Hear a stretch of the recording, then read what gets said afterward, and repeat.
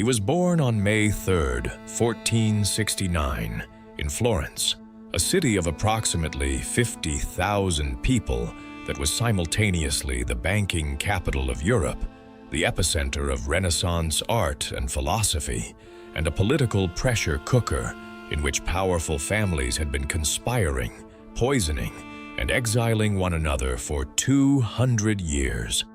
His father, Bernardo, was a modestly positioned lawyer of declining means who owned a small farm outside the city walls and kept a personal library of Latin classical texts that he allowed his son to read from the age of 7. His mother, Bartolomea di Stefano Nelli, was a poet.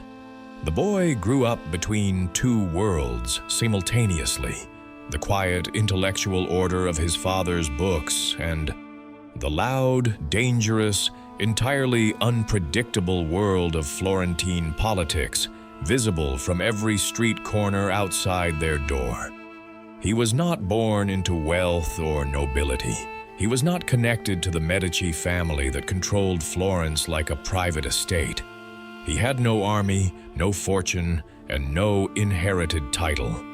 What he had was 14 years of watching governments rise and collapse from a front-row seat, a prison cell that nearly broke both his shoulders, and a farmhouse exile in which he had nothing left but time and a pen.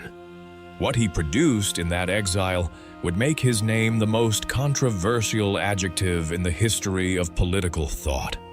His name was Niccolò Machiavelli. Machiavelli entered public life not through inheritance or military conquest, but through a competitive appointment process in a city that was already burning.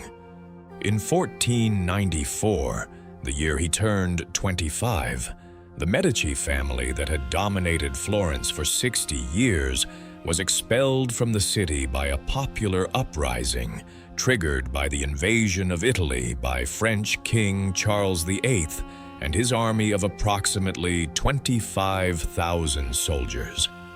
The political vacuum left behind was filled by the Florentine Republic, a fragile and frequently chaotic governing experiment that would last exactly 18 years before collapsing under its own contradictions. It was into this republic, in June 1498, that Machiavelli was appointed Secretary of the Second Chancery of Florence at the age of 29. The salary was modest, the responsibility was not. For the next 14 years, from 1498 to 1512, Machiavelli served as one of the most active diplomatic operatives in Florentine government. He conducted more than 40 diplomatic missions across Italy, France, and the Holy Roman Empire. He negotiated with kings, popes, condottieri, and mercenary generals on behalf of a city that had no standing army and very little leverage. He sat across negotiating tables from some of the most dangerous political operators in Europe, and he watched every one of them with the same cold, analytical attention his father had taught him to apply to Latin texts. He was not a passive observer. He was taking notes that would one day become a book.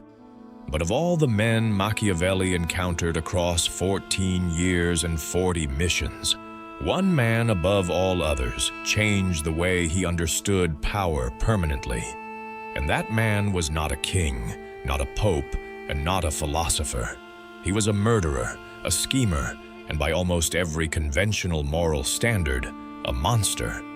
Machiavelli considered him the closest thing to a perfect ruler he had ever seen. His name was Cesare Borgia.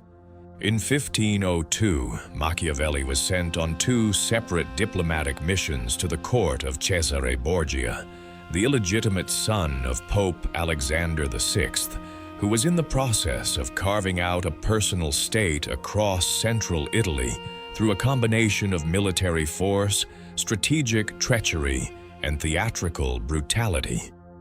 On December 26, 1502, at the town of Senigallia, Borgia invited 4 rival condottieri who had conspired against him to a reconciliation meeting, had them arrested the moment they arrived, and ordered 2 of them strangled that same night. Machiavelli was present. He wrote a detailed account of the event within 24 hours. His account contains no moral condemnation. It contains instead something far more unsettling: undisguised admiration for the efficiency of the operation. What Machiavelli understood at Senigallia at age 33, watching Cesare Borgia eliminate 4 enemies in an evening without spilling a drop of blood in public, was the principle that would define every page of The Prince a decade later. Power does not operate according to the rules that govern private morality.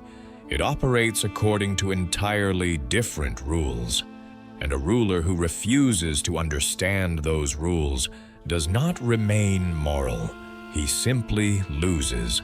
By 1506, Machiavelli had also spent considerable time observing Pope Julius II, who personally led military campaigns at the age of 60, riding at the head of his army across the Italian peninsula in full armor. He had studied the French monarchy up close during a 3-month mission to the court of Louis XII in 1500. He had watched Florence's own militia experiment, which he personally designed and implemented in 1506, creating the first citizen militia in Florentine history as an alternative to the unreliable mercenary armies he had spent years negotiating with and distrusting. Then, in August 1512, a Spanish army acting on behalf of Pope Julius II invaded Tuscany, sacked the Florentine city of Prato, and restored the Medici family to power in Florence. The republic Machiavelli had served for 14 years dissolved in a matter of weeks. On November 7, 1512, he was dismissed from every office he held, banned from the Palazzo della Signoria, and confined to Florentine territory for 1 year. He was 43 years old. Everything he had built across 14 years of service was gone in a single autumn. He had 3 months of freedom left before things got significantly worse. On February 13, 1513, Machiavelli was arrested. The charge was conspiracy against the Medici. A list of names had been discovered by Florentine authorities, written on a piece of paper found in the possession of 2 young men who had been plotting to overthrow the new Medici government. Machiavelli's name was on that list. There is no credible historical evidence he had any active involvement in the conspiracy. His name appeared on the paper, and that was sufficient. He was taken to the Bargello, Florence's primary prison and place of judicial torture, located approximately 400 meters from the Palazzo della Signoria, where he had worked for 14 years. Inside the Bargello, Machiavelli was subjected to the strappado 6 consecutive times. The method worked as follows. The prisoner's hands were bound behind his back, a rope was attached to the wrists, and the prisoner was hoisted toward the ceiling before being dropped sharply and stopped before reaching the floor, with the full weight of the body absorbed by the shoulder joints. A single application was enough to dislocate both shoulders. 6 applications across multiple sessions was an interrogation designed to produce a confession from almost any human being alive. Machiavelli confessed to nothing.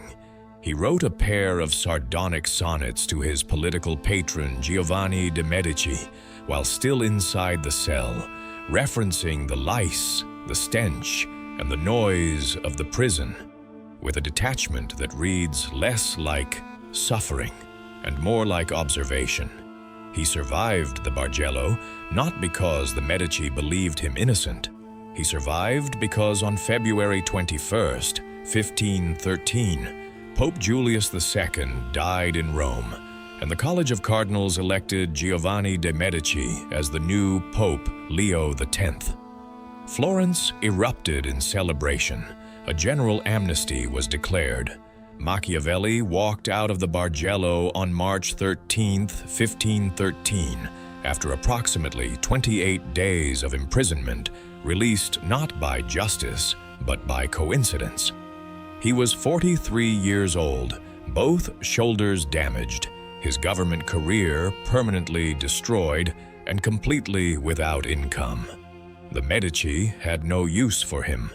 The republic that had employed him no longer existed. He retreated to his small family farm at Sant'Andrea in Percosina, approximately 15 kilometers south of Florence, a property so modest that Machiavelli described it in letters as barely adequate for survival.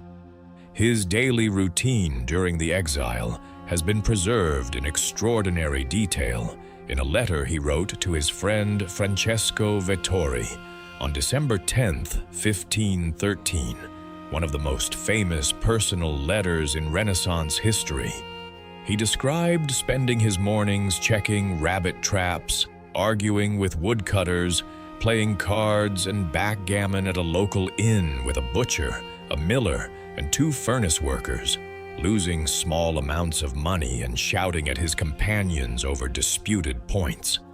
Then, in the evening, he changed his clothes. He wrote that he would remove his mud-covered daytime clothes and dress in the formal robes he had worn as a Florentine diplomat. Then he would enter his small study, sit down among the books of the ancient writers he had read since childhood, and spend 4 hours reading and thinking. He wrote that in those 4 hours, he felt no boredom, forgot all poverty, had no fear of death, and was transported entirely into the world of the ancient authors.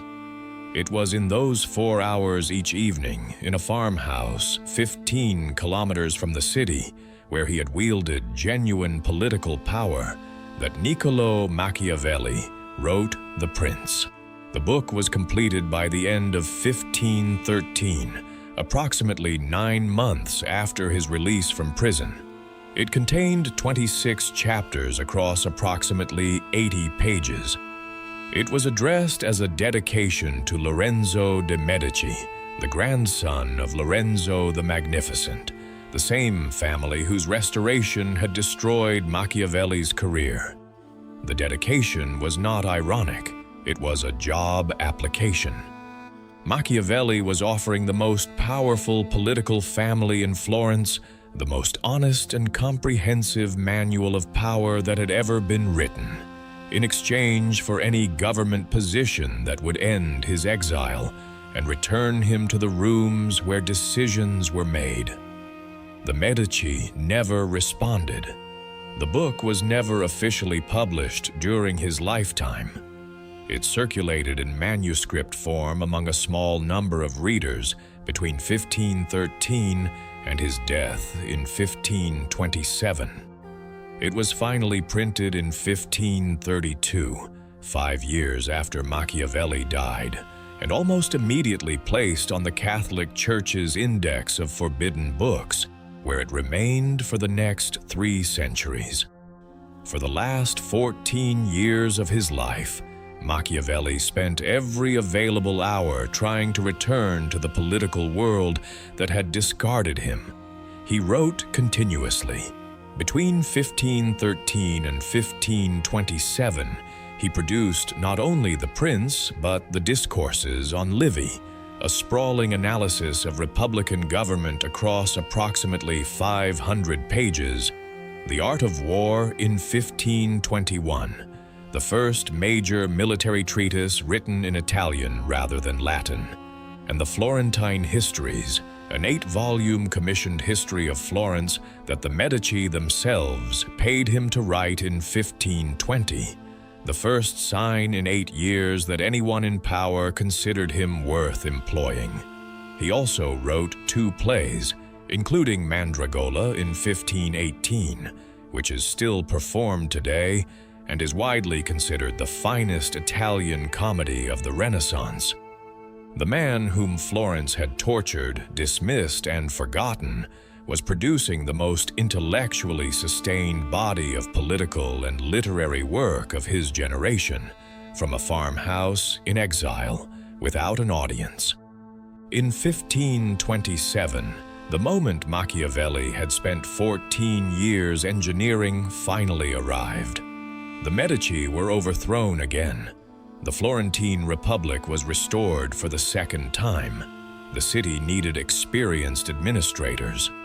Machiavelli, now 57 years old, and the author of works that had circulated quietly among Florence's intellectual class for more than a decade, applied for his old position in the chancery. The new Republican government rejected him. The reason was devastating in its simplicity. He had spent too many years writing for the Medici. The Republicans did not trust him. The same man the Medici had tortured and exiled was now considered too close to the Medici by the very republic he had served for 14 years before the Medici returned. He had been destroyed by both sides of the same conflict.